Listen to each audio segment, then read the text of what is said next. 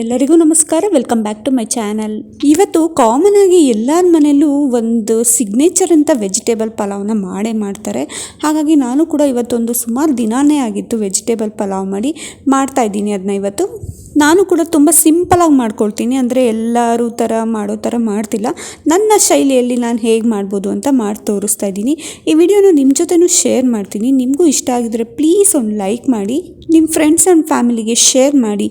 ಹಾಗೆ ಹೊಸದಾಗಿ ನನ್ನ ಚಾನಲ್ನ ನೋಡ್ತಾ ಇದ್ದರೆ ಪ್ಲೀಸ್ ಸಬ್ಸ್ಕ್ರೈಬ್ ಮಾಡ್ಕೊಂಡು ನೋಡಿ. ನಾನು ಪಲಾವ್ನ ತುಂಬ ವೆರೈಟಿಯಲ್ಲಿ ಮಾಡ್ತೀನಿ. ಒಂಥರ ರೆಡ್ ಕಲರಲ್ಲಿ, ಇಲ್ಲಾಂದರೆ ಬರೀ ಪೌಡರ್ ಯೂಸ್ ಮಾಡಿ, ಆಮೇಲೆ ಈ ರೀತಿಯಾಗಿ ಗ್ರೀನ್ ಕಲರಲ್ಲಿ ಮಾಡ್ತಾ ಇರ್ತೀನಿ. ಆ್ಯಕ್ಚುಲಿ ನಮ್ಮ ಮನೆಯವ್ರಿಗೆ ಗ್ರೀನ್ ಕಲರ್ ಅಂದರೆ ತುಂಬಾ ಇಷ್ಟ ಆಗುತ್ತೆ, ಹಾಗಾಗಿ ಅದನ್ನೇ ಮಾಡ್ತಾ ಇದ್ದೀನಿ. ಬನ್ನಿ ಇವಾಗ ಹೇಗೆ ಮಾಡೋದು ಅಂತ ನೋಡೋಣ.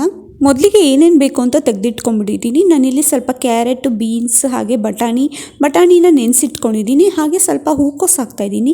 ಹೂಕೋಸು ಹಾಕೋದ್ರಿಂದ ಸ್ವಲ್ಪ ವೆರೈಟಿ ಟೇಸ್ಟ್ ಸಿಗಲಿ ಅಂತ ಅಂದ್ಬಿಟ್ಟು.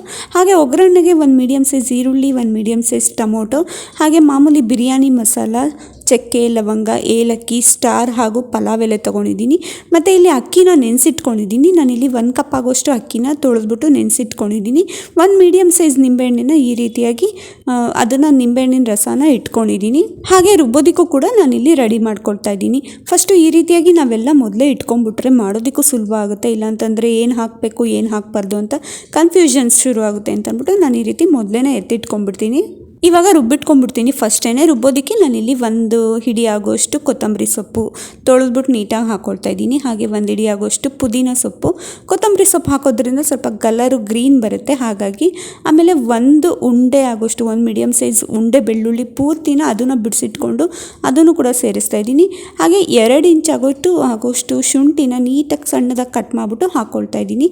2 ಹಸಿಮೆಣ್ಸಿನ್ಕಾಯಿ ಹಾಕ್ತಾ ಇದ್ದೀನಿ, ಏಕೆಂದರೆ ಖಾರ ಸ್ವಲ್ಪ ನಾವು ಕಮ್ಮಿ ತಿನ್ನೋದ್ರಿಂದ. ನೀವು ಬೇಕಂದರೆ ಇನ್ನಷ್ಟು ಖಾರ ಬೇಕು ಅಂದರೆ ಇನ್ನೊಂದು 2 ಹಸಿಮೆಣ್ಸಿನ್ಕಾಯಿನ ಸೇರಿಸ್ಕೊಬೋದು.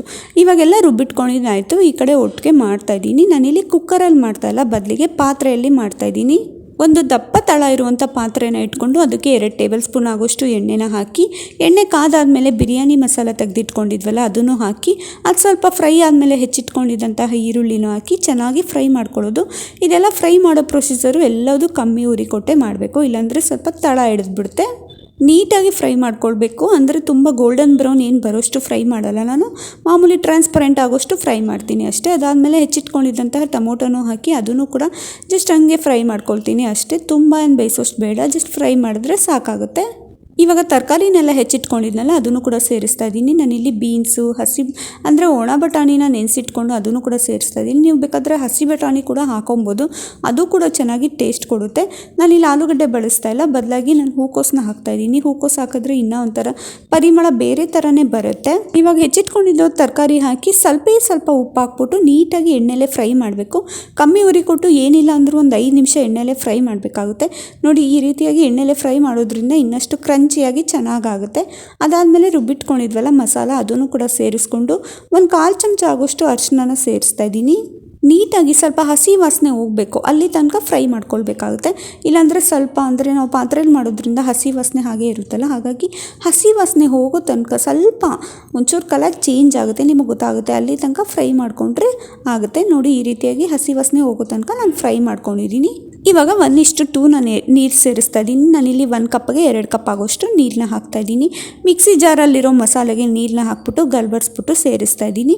ಕೊನೆಯಲ್ಲಿ ನಿಂಬೆಹಣ್ಣಿನ ರಸ ಹಿಂಡಿಟ್ಕೊಂಡಿದ್ನಲ್ಲ ಅದನ್ನು ಕೂಡ ಸೇರಿಸ್ಬಿಟ್ಟು ರುಚಿಗೆ ತಕ್ಕಷ್ಟು, ಏಕೆಂದರೆ ಉಪ್ಪನ್ನ ಆಲ್ರೆಡಿ ಒಂದು ಸ್ವಲ್ಪ ಹಾಕಿದ್ವಿ ನಾವು, ಇನ್ನೊಂದು ಸ್ವಲ್ಪ ಎಷ್ಟು ಬೇಕು ಅಷ್ಟು ರುಚಿಗೆ ತಕ್ಕಷ್ಟು ಉಪ್ಪನ್ನು ಹಾಕಿ ನೀಟಾಗಿ ಮಿಕ್ಸ್ ಮಾಡ್ಕೊಂಡ್ಬಿಡ್ಬೇಕು. ಮಿಕ್ಸ್ ಮಾಡಿದಾದಮೇಲೆ ಸುಮಾರು ಒಂದು 3 ನಿಮಿಷ ಜೋರು ಉರಿ ಕೊಟ್ಟು ಚೆನ್ನಾಗಿ ಕುದಿಸ್ಕೊಬೇಕು. ನೀರೆಲ್ಲ ಚೆನ್ನಾಗಿ ಕುದ್ದಷ್ಟು ತರಕಾರಿ ಎಲ್ಲ ಬೆಂದಿರುತ್ತೆ, ಚೆನ್ನಾಗಿ ಉಪ್ಪು ಹುಳಿ ಖಾರ ಎಲ್ಲ ಹಿಡಿದಿರುತ್ತೆ, ಹಸಿ ವಾಸನೆ ಹೋಗಿರುತ್ತೆ. ಇವಾಗ ನೋಡಿ ಚೆನ್ನಾಗಿ ಕುದ್ದಿದೆ, ಕಲರ್ ಕೂಡ ಚೇಂಜ್ ಆಗಿದೆ. ನಾನು ಇವಾಗ ತೊಳೆದಿಟ್ಕೊಂಡಿದ್ನಲ್ಲ ಅಕ್ಕಿ ಅದನ್ನು ಕೂಡ ಸೇರಿಸ್ತಾ ಇದ್ದೀನಿ. ಇವಾಗ ಅಕ್ಕಿನ ಸೇರಿಸ್ಬಿಟ್ಟು ನೀಟಾಗಿ ಮಿಕ್ಸ್ ಮಾಡ್ಕೊಂಡ್ಬಿಡ್ಬೇಕು. ಕೊನೆಯಲ್ಲಿ 1/4 ಚಮಚ ಆಗೋಷ್ಟು ತುಪ್ಪನ ಸೇರಿಸ್ತೀನಿ ನಾನು. ತುಪ್ಪ ಸೇರಿಸೋದ್ರಿಂದ ಏನಾಗುತ್ತೆ ಅಂತಂದರೆ ಸ್ವಲ್ಪ ಉದ್ರಾಗಿ ಬರುತ್ತೆ, ಪರಿಮಳ ಇರುತ್ತೆ, ಚೆನ್ನಾಗಿ ಟೇಸ್ಟ್ ಕೊಡುತ್ತೆ. ಯಾವುದೇ ವೆಜಿಟೇಬಲ್ ಪಲಾವ್ ಮಾಡಿದ್ರು ತುಪ್ಪನ ಸೇರಿಸಿ ಸಖತ್ತಾಗಿರುತ್ತೆ. ಇವಾಗ ತುಪ್ಪನ ಸೇರಿಸಿದಾದ್ಮೇಲೆ ನೀಟಾಗಿ ಅದನ್ನು ಮಿಕ್ಸ್ ಮಾಡಿಬಿಟ್ಟು ಚೆನ್ನಾಗಿ ಮಿಕ್ಸ್ ಮಾಡಬೇಕು. ಕೆಳಗಡೆ ಎಲ್ಲ ತಳ ಎಲ್ಲ ಹಿಡ್ದಿರುತ್ತಲ್ಲ ಎಲ್ಲ ಉಪ್ಪು ಹುಳಿ ಖಾರ ಹಿಡಿಯೋ ಥರ ನೀಟಾಗಿ ಮಿಕ್ಸ್ ಮಾಡಬೇಕಾಗುತ್ತೆ. ಮಿಕ್ಸ್ ಮಾಡಿಬಿಟ್ಟು ಕೊನೆಯಲ್ಲಿ ಕಮ್ಮಿ ಉರಿ ಕೊಟ್ಬಿಟ್ಟು ಒಂದು ಪ್ಲೇಟ್ ಪ್ಲೇಟ್ನ ಮುಚ್ಚಿಬಿಟ್ಟು ಏನಿಲ್ಲ ಅಂದರೂ ಒಂದು 6 ನಿಮಿಷ ಕಮ್ಮಿ ಉರಿ ಕೊಟ್ಟೇನೆ ಬೇಯಿಸ್ಕೊಂಬಿಟ್ರೆ ಸಖತ್ತು ಟೇಸ್ಟಿಯಾಗಿರೋ ವೆಜಿಟೇಬಲ್ ಪಲಾವ್ ರೆಡಿಯಾಗಿರುತ್ತೆ. ಆ್ಯಕ್ಚುಲಿ ಕುಕ್ಕರಲ್ಲಿ ಮಾಡೋದು ಏನೂ ಕೂಡ ಆರೋಗ್ಯಕ್ಕೆ ಒಳ್ಳೆಯದಲ್ಲ ಅಂತ ಹೇಳ್ತಾರೆ ಕೆಲವೊಂದು ವಿಡಿಯೋಗಳಲ್ಲಿ, ನನಗೂ ಗೊತ್ತಿಲ್ಲ.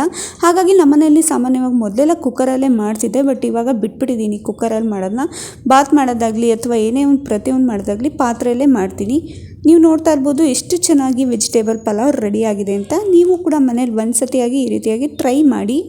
ಇದು ಕಾಂಬಿನೇಷನ್ ಆಗಿ ಮೊಸರು ಬಜ್ಜಿ ಮಾಡಿದ್ದೆ, ಸಖತ್ತಾಗಿತ್ತು ಮಾತ್ರ. ಈ ಚಳಿಗೂ ಅದಕ್ಕೂ ಬಿಸಿ ಬಿಸಿಯಾಗಿ ಈ ರೀತಿಯಾಗಿ ವೆಜಿಟೇಬಲ್ ಪಲಾವು ಲಂಚ್ ಬಾಕ್ಸ್ಗೆ, ಬೆಳಗಿನ ಬ್ರೇಕ್ಫಾಸ್ಟ್ಗೆ ಸಖತ್ತಾಗಿರುತ್ತೆ. ನೀವು ಕೂಡ ಮನೇಲಿ ಒಂದು ಸತಿಯಾಗಿ ಟ್ರೈ ಮಾಡಿ ಹೇಗಿತ್ತು ಅಂತ ನನಗೆ ಕಮೆಂಟ್ ಮಾಡಿ. ಇನ್ನಷ್ಟು ಹೊಸ ರೆಸಿಪೀಸ್ಗಳಿಗಾಗಿ ನನ್ನ ಚಾನಲ್ನ ಸಬ್ಸ್ಕ್ರೈಬ್ ಮಾಡ್ಕೊಂಡು ನೋಡ್ತಾ ಇರಿ.